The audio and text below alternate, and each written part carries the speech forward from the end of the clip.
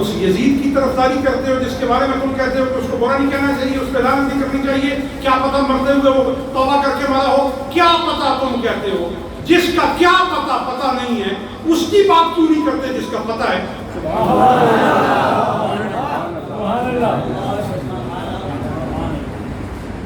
مشکوک بات پر تم کہتے ہو، مشکوک پر جس کے لیے حکم ہے دع ما یریبک الی ما لا یریبک، چھوڑ دو اس بات کو جس میں شبہ ہے، کس کے لیے چھوڑو؟ الی ما لا یریبک، جس میں شبہ نہیں ہے۔ تو بے شبہ بات ہے کہ حسین، سیدنا حسین کو، امام عالی مقام کو، سبط نبی کو، فرزند رسول کو، دل بند بطول کو کربلا میں یزید نے قتل کروایا۔ میرے پاس دلائل ہیں، بات کرو مجھ سے، دلائل ہیں۔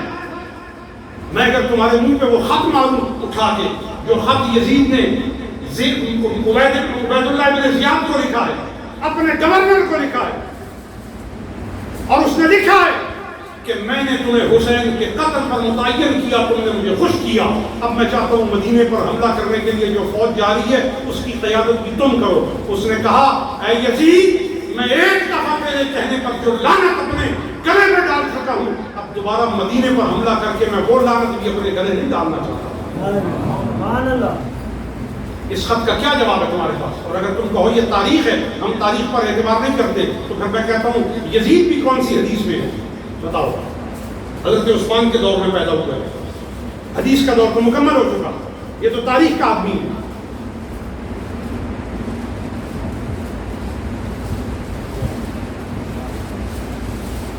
شخصیات پر تم اپنی حمایت کرنے آؤ تو تاریخ تمہیں پسند ہے۔ پھر مجھے بتاؤ امام حسین کا کوفہ جانا، یہ حدیث میں تو نہیں ہے، تاریخ میں ہے۔ تم کہتے ہو کوفیوں نے قتل کیا، یہ حدیث میں، تاریخ میں۔ خود تم بات کرو تو تاریخ پر اعتبار ہے، ہم بات کریں تو تم کہتے ہو تاریخ نہیں مانتے۔ یہ سمجھ آ گئی ہے بات کہ یہ منافقوں کا ٹولہ ہے، یہ اہل بیت کے دشمنوں کا ٹولہ ہے جو صرف یزید کو بچانے کے لیے کبھی تاریخ کے آگے ناچتا ہے، کبھی تاریخ کے پیچھے ناچتا ہے۔ تم ناچتے رہو، ہم حسین حسین کرتے رہے۔ تمہیں تاریخ بچائے گی، ہمیں مصطفیٰ بچائیں گے۔ فیصلہ ہوگا قیامت کو کہ دنیا میں کون تھا جو مصطفیٰ کے پیاروں کی بات کرتا تھا۔ اب آؤ علامہ ذہبی کی تحریر پر آؤ، سیر اعلام النبلاء، بنو کتابی، بات کرو کتاب، کتاب کے بغیر بات نہیں ہوگی۔ سیر اعلام النبلاء علامہ ذہبی کی تیسری جلد، ترجمۃ الحسین اٹھا کر دیکھو، اگر پڑھنا آتا ہے تو، ذوق ہے پڑھنے کا، مطالعہ کرنے کا شوق ہے، لوگوں کی تقریریں سن کے جا کے نقل کرنا، یہ ایسے ہی ہے جیسا کسی کے منہ سے لقمہ نکال کے خود گانا۔ محنت کرو نا، خود پڑھو نا، استعداد پیدا کرو نا۔ علامہ ذہبی کی سیر اعلام النبلاء تیسری جلد، ترجمۃ الحسین، اس میں لکھا ہے کہ سیدنا امام حسین کا سر جب دمشق پہنچا تو 3 دن تک سولی پہ لٹکایا گیا۔ کتنا؟ بولو، بولتے کیوں نہیں؟ حالات دینا میرا کام ہے، دکھانا میری ذمہ داری ہے۔ سیر اعلام النبلاء، یہ کوفہ کی بات نہیں کر رہا، بصرہ کی بات نہیں کر رہا، بوادی اخرى کی بات نہیں کر رہا، راستے کے دیہاتوں کی بات نہیں کر رہا، دمشق پائے سلطنت یزید کی بات کر رہا ہوں۔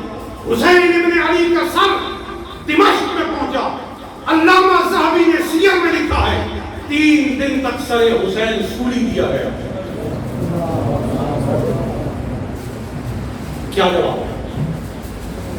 بولو، کون سا تم مطالعہ کرتے ہو جس مطالعے سے تمہارے منہ پہ تالا ہے اور تمہاری زبان گنگ ہے؟ کس کی وکالت میں؟ مصطفیٰ کے بچے کی وکالت میں؟ اور تم بڑبڑ کرتے ہوئے بولتے ہو کس کی وکالت میں؟ یزید کی وکالت میں؟ بتاؤ، یزید نے مصطفیٰ کو سکھ پہنچایا ہے یا دکھ؟ اس میں ذرا غیرت ہے، اس میں رتی برابر ایمان کھولے. یزید نے سکھ پہنچایا یا دکھ؟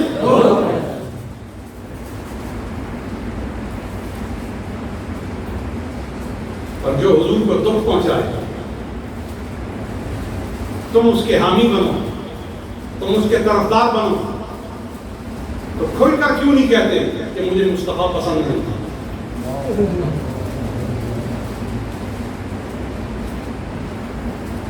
حسین سے نفرت وہی کرتا ہے، حسین کی محبت سے اسی کو آگ لگتی ہے جسے مصطفیٰ کے نام سے محبت نہیں ہے.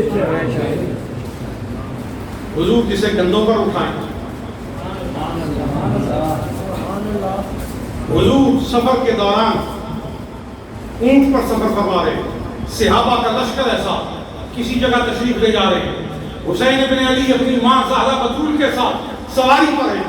حضور کو سفر کے دوران شہزادوں کے رونے کی آواز آتی ہے، حضور اپنی سواری روکتے ہیں، سواری شروع کرتے ہیں، حضرت زہرا بتول کے پاس جاتے ہیں اور فرماتے ہیں بیٹی میرے بچوں کو کیا ہوا، یہ کیوں رو رہے ہیں، ان کو مت رونے دو، ان کے رونے سے مجھے تکلیف ہوتی ہے. میں کہتا ہوں جن کے رونے سے حضور کو تکلیف ہو ان پہ جس نے خنجر چلائے ہیں.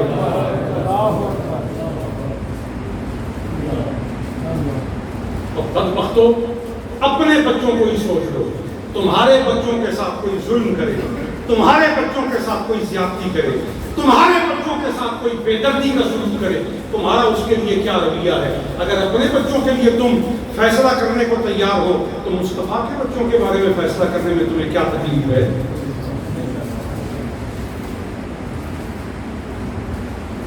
حسین ابن علی کے ساتھ محبت کرنا یہ اہل ایمان کا کام ہے، یہ اہل عظمت کا کام ہے، یہ مصطفیٰ کے حق کو جاننے والوں کا کام ہے. یہ شیعہ کا کام نہیں ہے، یہ رافضیوں کا کام نہیں ہے، یہ بدبختوں کا کام نہیں ہے، یہ بے ایمانوں کا کام نہیں ہے، یہ ایمان کے منکروں کا کام نہیں ہے، یہ مصطفیٰ کے بے ادبوں کا کام نہیں ہے، یہ مصطفیٰ کی آل کی بے ادبی کرنے والوں کا کام نہیں ہے. یہ ان کا کام ہے جنہیں حضرت ابو ہریرہ سے فیضان ملا ہے. محدثین لکھتے ہیں کہ حضرت ابو ہریرہ رضی اللہ تعالیٰ عنہ کسی جنازے میں حضرت امام حسین بھی جا رہے تھے اور وہ بھی. سیدنا امام حسین کو انہوں نے دیکھا کہ ان کے جوتوں پر پاپوش پر مٹی پڑ گئی. سمجھ آ رہی ہے؟ کس کے جوتے؟ آپ تھک گیا تو میں ختم کرتا ہوں. کن کے جوتے؟ جوتا نہیں کہنا، پاپوش، حذائے مقدس. آپ کے پاپوش پر دیکھا کہ چلنے کی وجہ سے مٹی پوسے لے رہی ہے. حضرت ابو ہریرہ عمر میں بہت بڑے، فوراً آگے ہوئے، اپنی قمیص کا پلو دامن فوراً اٹھایا اور حسین ابن علی کے پاپوش کو صاف کیا.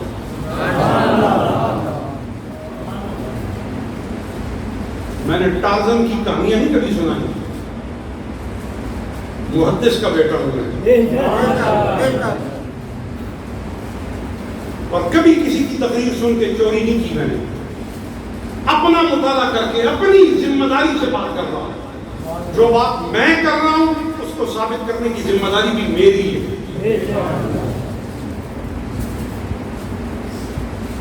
حضرت ابو ہریرہ رضی اللہ تعالیٰ عنہ نے حضرت امام حسین کے پاپوش بولو نا، کسی نے کہا جناب یہ کیا کرتے ہیں؟ فرمایا میں نے تو صرف پاپوش صاف کیے، اگر تو نے انہیں حضور کے کندھوں پر دیکھا ہوتا نا، اگر انہیں تو نے حضور کے ساتھ منبر پر دیکھا ہوتا نا، اگر انہیں تو نے حضور کی پشت پر نماز کے دوران دیکھا ہوتا تو مجھ سے نہ پوچھتا.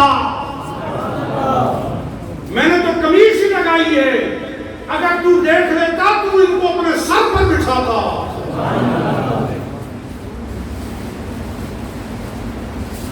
دوستو، محرم الحرام ہر سال ہمیں یہ پیغام دیتا ہے کہ اللہ کے دین کو جنہوں نے بچایا، ملوکیت کے پنجے دین پر گڑ چکے تھے، عامریت نے دین کے وجود کو ادھیڑ کے رکھ دیا تھا، نماز منع نہیں کی تھی، روزہ بند نہیں کیا تھا، حج معطل نہیں کیا تھا، زکوٰۃ پر پابندی نہیں لگائی تھی، دیگر وظائف شرعی کو معطل نہیں کیا تھا۔ بعض یہ کہتے ہیں یہی دلیل ہے اس بات کی کہ یزید کافر نہیں ہے۔ اچھا، کیا بات ہے، پیسے حلال کرنا کوئی سیکھے تو تم سے سیکھے۔ اگر کسی کے ان امور کو اجازت دینے سے مسلمان ہونا ثابت ہوتا تو میں آپ کو بھی بتاتا ہوں، میں نے دنیا کے 128 ملک دیکھے اور ہر سال دنیا کے 70 ملکوں میں جاتا ہوں، 18,000 غیر مسلم میں نے مسلمان کیے ہیں۔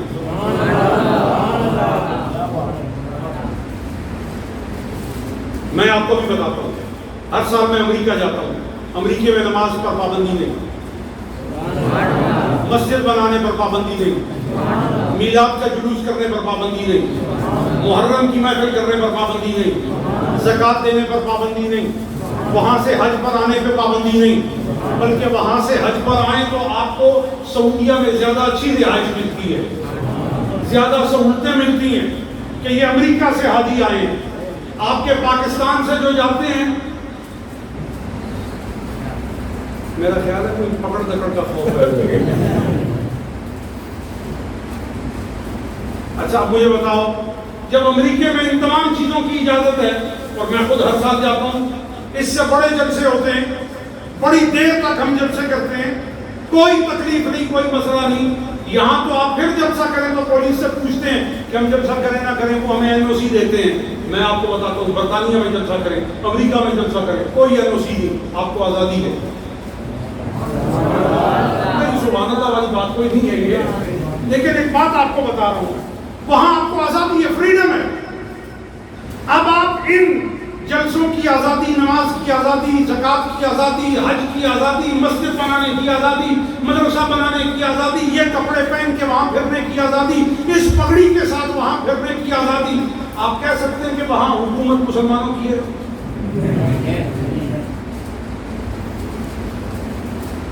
برطانیہ میں بھی آزادی ہے، فرانس میں بھی آزادی ہے، جرمنی میں بھی آزادی ہے۔ جاؤ جا کے دیکھو، آپ میں سے بہت سے لوگ وہاں سے آئے ہوئے ہوں گے، آپ کے رشتہ دار وہاں رہتے ہیں، آپ کو بتاتے ہوں گے۔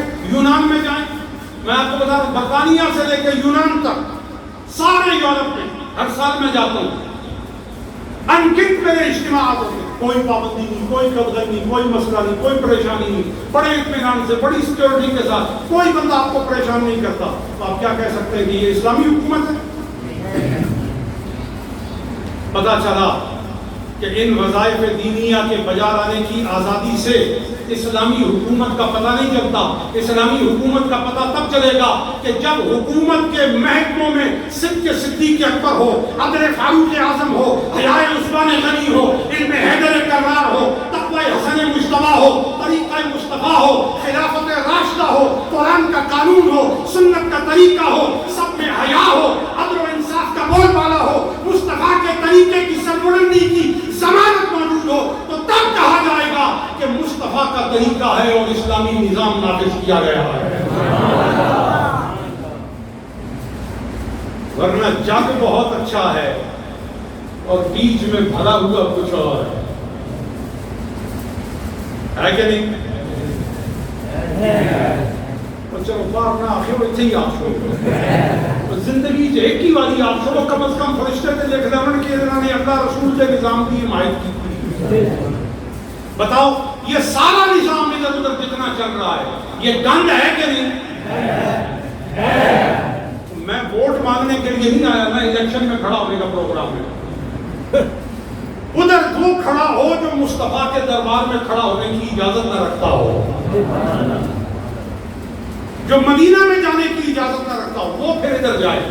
ہمیں کوئی الیکشن کی ضرورت نہیں, نہ کسی کے لیے ووٹ مانگتے ہیں نہ کسی کو ووٹ دیتے ہیں. کیوں؟ کیونکہ یہ نظام ہی غلط ہے. ہم مصطفیٰ کے ہیں. بولو کس کے ہیں؟ اور حسین ابن علی نے یہ بتا دیا کہ ہم سے حمایت اور ووٹ مانگنے والوں, ہماری حمایت مصطفیٰ کے لیے ہے. ہم ہاتھ دینے کے لیے تیار نہیں, کیونکہ یہ ہاتھ ہم نے مدینہ میں مصطفیٰ کے حوالے کر دیا. سردار ندا دست در دست یزید, کہا ہم سر تو دینے کو تیار ہیں مگر ہاتھ دینے کو تیار نہیں. اس لیے دوستو, سیدنا امام حسین کی قربانی دین کو بچانے کے لیے, دین کے لبادے کے اندر جو بدمعاشی کا نظام قائم ہو گیا, جو ظلم فسق فجور کا نظام قائم ہو گیا تھا, جو زنا اور شراب کا نظام قائم ہو گیا تھا, جو رقص و سرود کا نظام قائم ہو گیا تھا, جو اللہ اور اس کے رسول سے بغاوت کا نظام قائم ہو گیا تھا, حسین ابن علی نے دیکھا کہ مجھے مصطفیٰ نے کندھے پر جس لیے سوار کیا تھا وہ اس لیے نہیں کہ نواسا ہے سوار کروں, وہ اس لیے کہ اسے یہاں سوار کروں تاکہ یہ اللہ کے دین کو اپنی جان پر سوار کر کے باقی رکھنے کا کام کرے. حسین نے وہ حق چکایا, حسین نے وہ منبر رسول پہ مصطفیٰ کے پہلو میں بیٹھنے کا جو تقاضا تھا اس کا ایک ایک پہلو پورا کیا.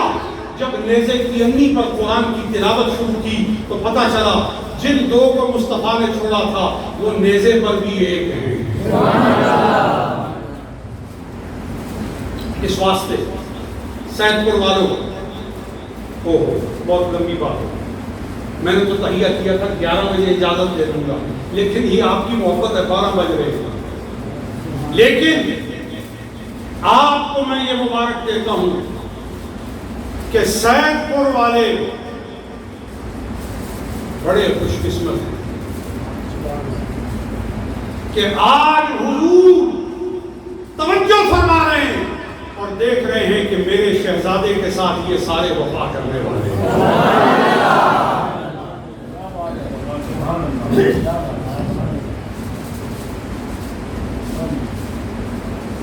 میرے شہزادے کی الفت اور محبت میں جاگ رہے ہیں. ان کے فضائل, ان کے مناقب, ان کے محامد, ان کے معالی اور ان کے خصائص سے ان لوگوں کے دل پر عقیدت ہیں, نگاہوں میں چمک گئے اور ذہن کے اندر ایک پاکیزگی ہے اور دل کے اندر ایک اطمینان ہے کہ ذکر کے ساتھ شوق اور سن کر اس کے ساتھ عشق ہمیں اس بات کا یقین دیتا ہے کہ ہم یزیدی نہیں ہیں, ہم حسینی ہیں.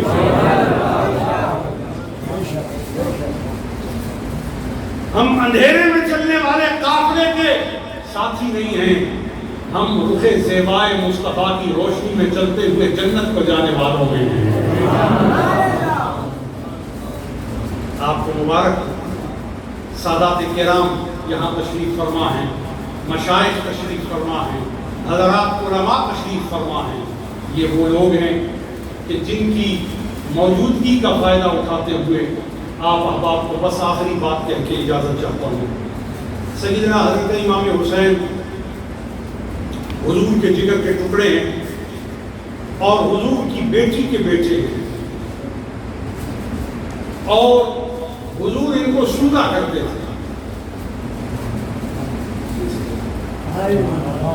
حضور ان کو اور فرماتے تھے یہ میرے پھول ہیں, یہ میرے پھول ہیں, اور یہ میرے پھول ہیں.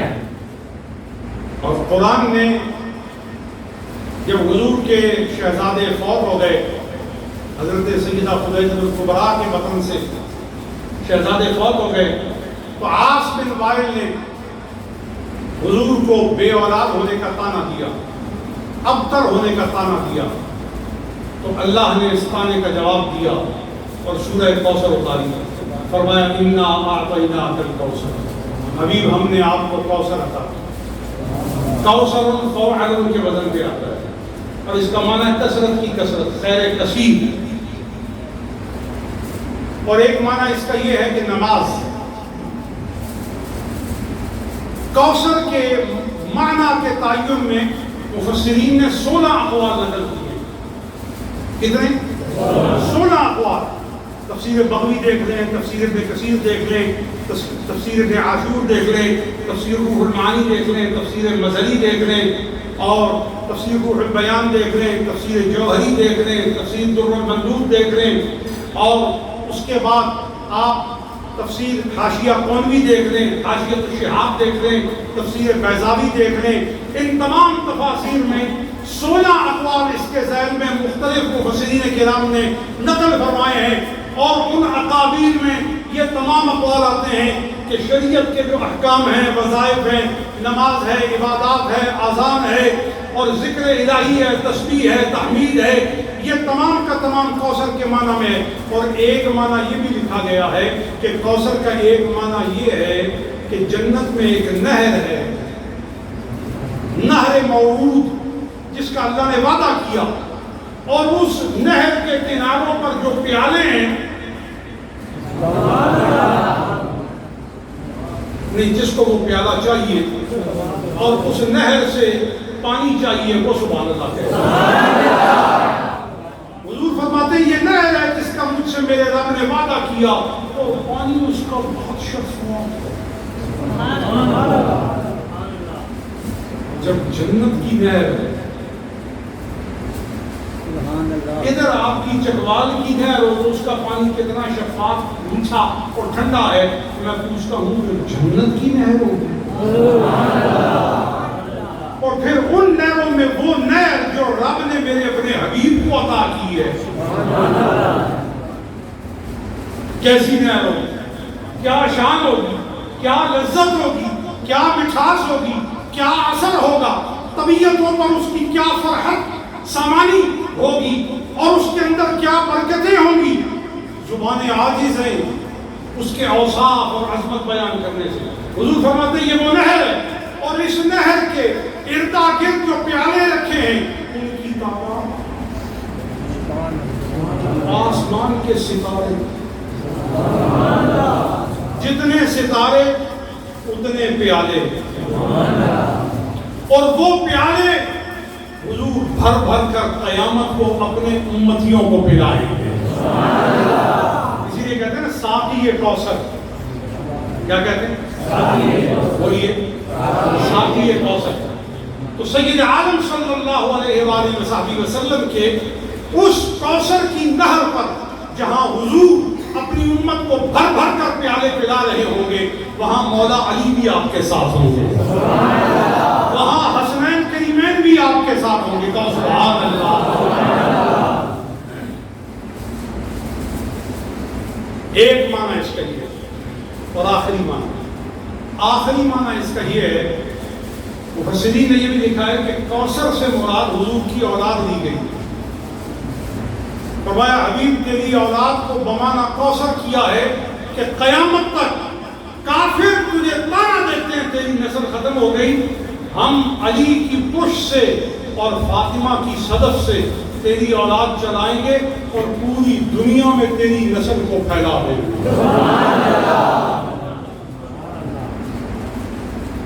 یہ جتنے سید ہیں، چاہے یہ سید پور میں ہیں، چکوال میں ہیں، جہاں کہیں بھی، یہ یہاں کے نہیں ہیں، یہ سب مدینہ شریف کے ہیں۔ کہاں کے ہیں؟ پھر ادھر کیا کرتے ہیں؟ مختلف علاقوں میں یہ مدینہ سے ہجرت کر کے آئے ہیں تاکہ لوگوں کو قرآن سکھائیں اور مصطفیٰ کی حدیث پڑھائیں۔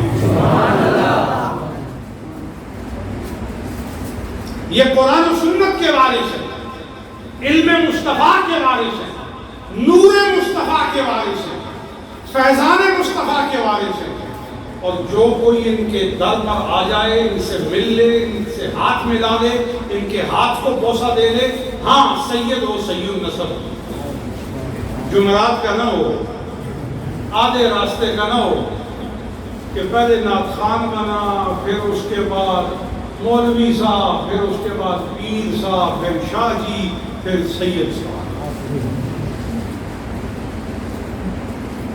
اس طرح کوئی سید بنا نہیں ہو، پکا ٹھکا سید. اور پکے ٹھکے سید کی نشانی کیا ہے؟ وہ گناہوں سے نفرت کرتا ہے. وہ گناہوں سے وہ گناہوں سے اور قرآن و سنت سے اتنی محبت کرتا ہے کہ اگر وہ چپ بھی بیٹھا ہونا تو اس کی خاموشی سے بھی برکت اور نور تقسیم ہو رہا ہو.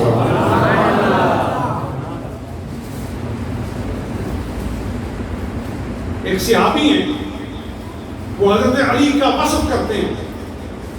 کسی نے ان سے پوچھا کہ ہم سے صف لنا علیہ، ہمارے لیے علی کی تعریف کرو.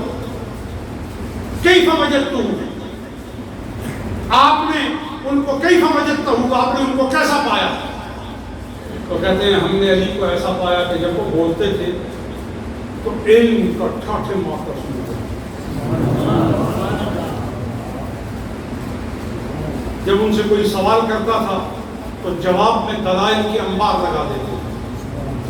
جب کوئی ان کے پاس حاجت لے کے آتا تو اس فقیر کو غنی کر دیتے تھے. جب کوئی غریب آتا ان کے پاس، مسافر، غریب مسافر کو کہتے ہیں، جب کوئی غریب آتا ان کے پاس تو خود وہ ستو کھاتے اور اسے قسم قسم کی نعمتیں دیتے.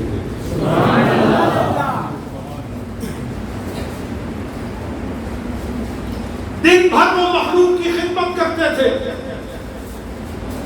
اور ان کی نگاہیں جھکی رہتی تھی. سر پر پگڑی تھی اور موسم کے مخالف لباس پہنتے تھے. گرمی میں گرم لباس پہنتے تھے اور سردی میں باریک لباس پہنتے تھے. کسی نے پوچھا علی آپ گرمی میں موٹا لباس پہنتے ہیں، سردی میں باریک؟ کہا خیبر کے موقع پر حضور نے دعا کی تھی اللہ علی سے گرمی اور سردی دور کر دے. میرے علی کو گرمی میں گرمی نہ لگے، سردی میں جس پر موسم کا اثر نہیں ہے اس پر کسی حکومت کا اثر کیسے ہوگا؟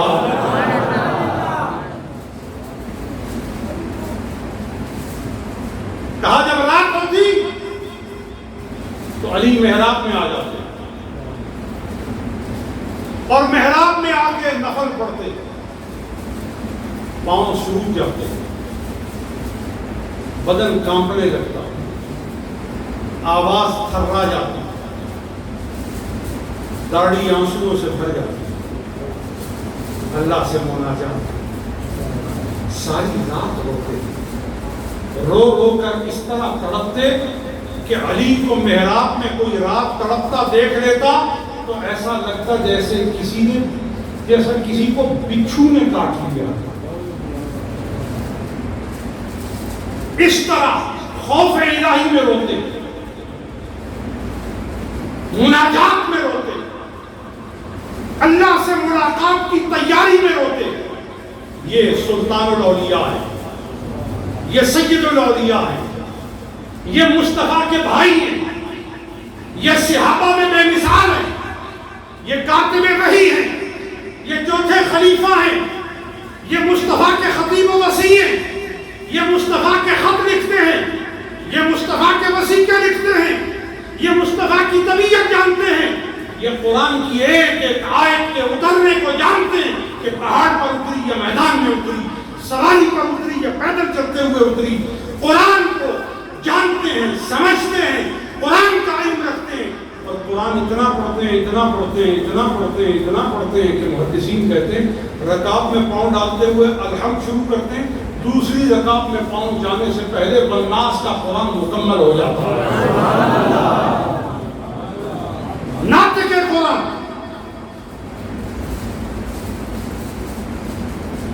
تو جن کا باپ ایک رکعت سے دوسری رکعت تک قرآن پورا کر دے، ان کا بیٹا نیزے پر قرآن کیوں نہ سنائے؟ اور اگر کسی کو سمجھ نہیں آتی تو اپنے باپ کو علی پر قیاس نہ کرو، اپنے بچوں کو حسین پر قیاس نہ کرو، یہ گھرانہ ہی الگ ہے، یہ الگ گھرانہ ہے۔ قرآن نے اس گھرانے کے لیے کہا یا نساء النبی لستن کاحد من النساء، مصطفیٰ کے گھر میں آ جانے والی بیویوں، اب جہان کی جتنی باقی عورتیں ہیں وہ کچھ کر لیں، علم حاصل کر لیں، تقویٰ پا لیں اور زہد و ورع اختیار کر لیں، یہ تمام اپنی طرف ہے، مگر مصطفیٰ کے گھر میں ہونا یہ اپنی طرف ہے۔ اس کی کوئی برابری نہیں، اس کی کوئی ہمسری نہیں۔ تو جو بیویاں اپنے باپ کے گھر سے آ کر حضور کے گھر میں داخل ہوں، ان بیویوں کی شان کا یہ عالم ہے، تو جو پیدا ہی حضور کے گھر میں ہوئے ہیں ان کی عظمت و شان کا عالم کیا ہے؟ وہ بھی آل بیت ہے، ازواج بھی آل بیت ہے، یہ ولادت کے ساتھ جو ہیں یہ بھی آل بیت ہے، جو وہاں رہتے ہیں آل بیت سکنا وہ بھی آل بیت ہے۔ سب کی شانوں کو اللہ نے بلند فرمایا ہے، اور اس آل بیت میں آل بیت خاص جسے حضور نے تطہیر کی چادر اڑا کے حضور نے خود فرمایا ہے اے اللہ یہ میری آل بیت ہے، اور میری آل بیت میں خاص آل بیت ہے۔ اس واسطے حضور کی آل بیت کے ساتھ ٹوٹ کر محبت کریں، ان کا ادب رکھیں، ان کا لحاظ کریں، ان کا احترام کریں اور سادات کرام کی خدمت کریں۔ حضور نے فرمایا جو میری آل کی ضرورت پوری کرے گا میں اس کی آخرت کی ضرورتیں پوری کروں گا۔ تو سادات کرام کی خدمت کیا کریں، آل رسول کی خدمت کیا کریں، ان کے اعمال دیکھ کر نہیں، ان کا گھر بار دیکھ کر نہیں، بس یہ کافی ہے کہ یہ حضور کے بچے ہیں۔ آپ اپنے پیروں کے بچوں کو اگر صاحبزادہ کہتے ہیں تو یہ رسول زادے ہیں، یہ حضور کے بچے ہیں، ان کا ادب کریں، ان کا لحاظ کریں، ان کا احترام کریں۔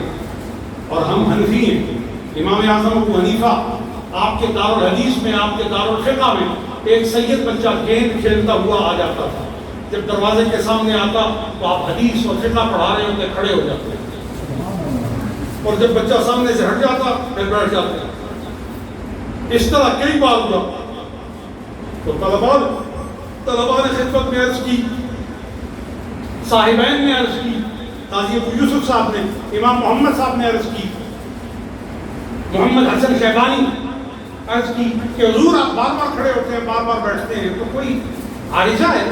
بتائیے، کوئی دوا کا اہتمام کرتے ہیں، طبیب کو بلاتے ہیں؟ آپ رو پڑے۔ فرمایا عارضہ نہیں، مصطفیٰ کا بچہ میرے سامنے سے گزرتا ہے، اس کے ادب میں کھڑا ہو۔ اس واسطے دوستو، جن کا علم نافع ہے نا، جن کا علم ان کے اپنے کام بھی آیا ہے اور قیامت میں بھی کام آئے گا ان کا علم، وہ ادب والے، وہ آپ کو ادب کی بات بتائیں گے، وہ احترام کی بات بتائیں گے، وہ تعظیم کی بات بتائیں گے۔ جن کا علم نافع ہی نہیں ہے، ان کا علم مردہ ہے، اور وہ خود بھی مردہ ہیں۔ ضروری نہیں کہ مردہ لاش ہی کو کہا جائے، بسا اوقات شلوار قمیض میں بھی لوگ مردہ پھرتے ہیں، کھاتے پیتے بھی مردہ ہوتے ہیں۔ یہ مردہ کون ہیں؟ جن کو ادب کی توفیق نہیں، بولتے ہیں تو ایسے جیسے کافتے علی بولتا ہے، معاملات ایسے کرتے ہیں جیسے چیو اور اے کرتا ہے۔ تو ایسے لوگوں سے بچو، ایسوں کی صحبت سے بچو، ان کی سنگت سے بچو، بھلے وہ اپنے آپ کو دیندار کے طور پہ پیش کرتے ہیں۔ دیندار وہ ہے، عالم وہ ہے جسے قرآن اور حدیث کے علم کے بعد مصطفیٰ کا ادب نصیب ہو گیا۔ اور اگر وہ بے ادب ہے وہ تو جیفا ہے، مردار ہے، دنیا کا کتا ہے، چندے مانگ مانگ کے اپنی بھوک ختم کرتا اور ختم نہیں ہوتی۔ لیکن جو مصطفیٰ کا ادب کرنے والا ہے اسے نہ دنیا میں مانگنا پڑتا ہے نہ آخرت میں مانگنا پڑتا ہے۔ علماء ربانی کی عزت کرو، علماء اہل سنت کی عزت کرو، اور حضور کی دین کی تعلیم دینے والے علماء کی عزت کرو. اور ہم خوش بخت گھڑے کے لوگ ہیں کہ ہمارے علماء، ہمارے مشائخ، ہمارے بزرگ آپ کو غیرت سکھانے والے ہیں. اللہ تعالیٰ آپ پر عظمتوں کا، نور کا، کرم کا، احسان کا وہ معاملہ فرمائے کہ آپ کے چہرے دنیا میں روشن. آمین. کہ تسی کے چاہتے ہو نہ ہونا.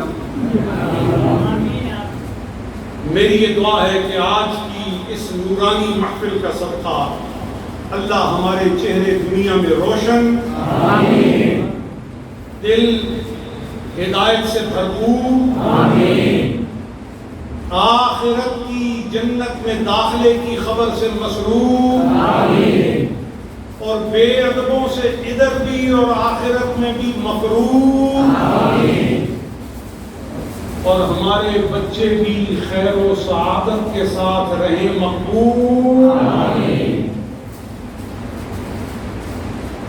سنی رہیں، سنی رہیں، حنفی رہیں، قادری رہیں، چشتی رہیں، سہروردی رہیں، نقشبندی رہیں، ان تمام رنگوں کو اکٹھا کر کے مصطفیٰ کے غلام پکے رہیں. اللہ آپ کی دنیا بھی اچھی کرے، آخرت بھی اچھی کرے.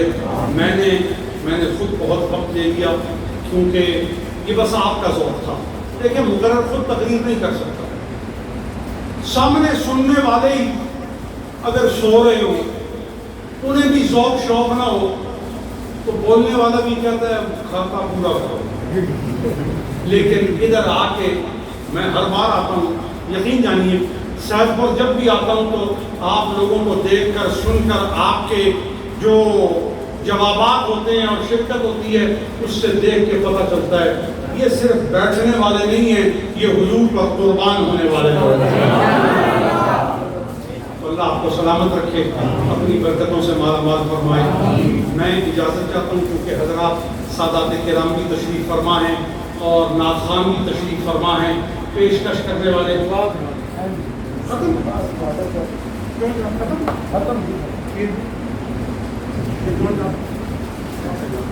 تو یہ سب فرما رہے ہیں کہ ختم، تو یہ وہ ختم نہیں، میں یہ سمجھتا ہوں یہ برکت والا ختم ہے.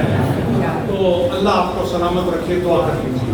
مولا کریم ہم سب کا یہاں اکٹھا ہونا، جمع ہونا اپنی بارگاہ میں قبول و منظور فرمائے. اور آج کی محفل کی نسبت اور عنوان بہت بڑا، نسبت حسینی ہے، عنوان حسینی ہے.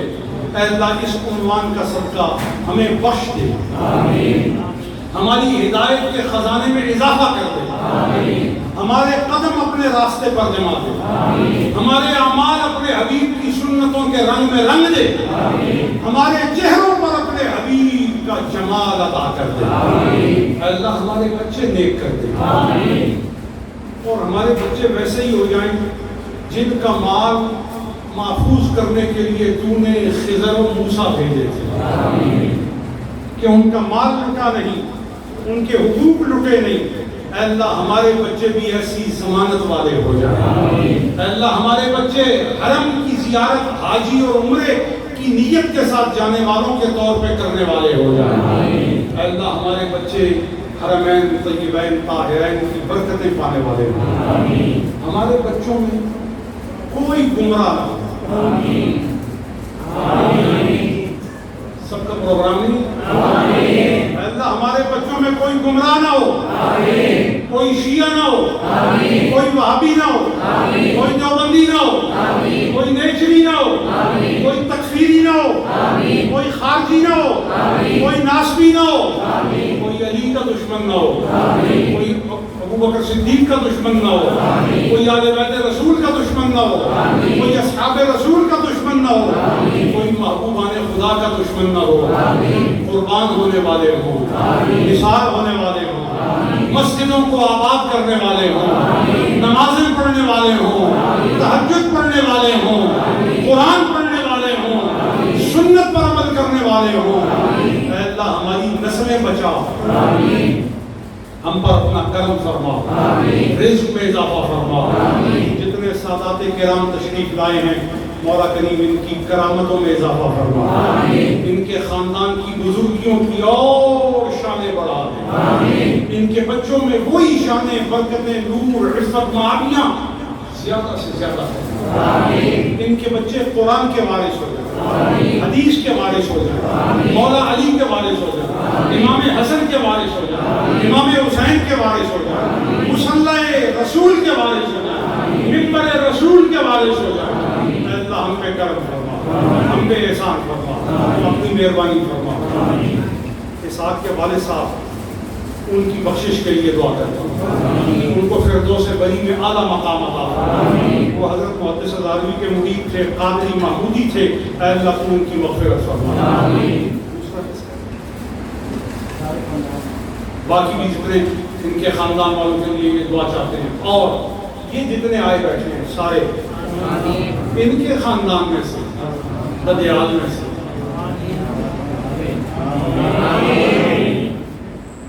عجیب لوگوں ذرا اپنے واسطے دعا پڑھے ہو رہی ہے، آمین کوئی نہیں۔ میں جا کے اقسام ایک جگہ گئے ہوں، پوچھے انہوں واسطے میں دعا کرنے ان کو بولتے ہی کوئی نہیں ہے۔